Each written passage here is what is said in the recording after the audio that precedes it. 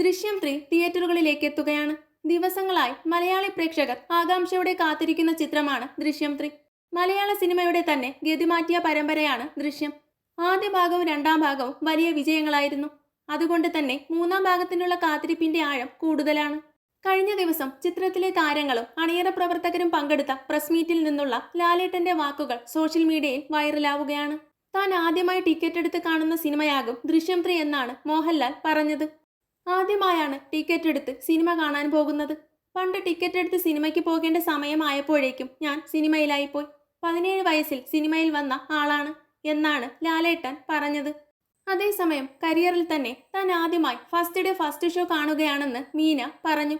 അത് തന്റെ സിനിമ തന്നെ ആയെന്ന കൗതുകവും മീന പറയുന്നുണ്ട്. ദൃശ്യം 3 തിയേറ്ററുകളിലേക്ക് എത്തുക മെയ് 21-നാണ്. ലാലേട്ടന്റെ ജന്മദിനത്തിനാണ് ദൃശ്യം 3 റിലീസ് എന്നതും ശ്രദ്ധേയമാണ്. ചിത്രത്തിന്റെ ഓൺലൈൻ ടിക്കറ്റ് ബുക്കിംഗ് ആരംഭിച്ചിട്ടുണ്ട്.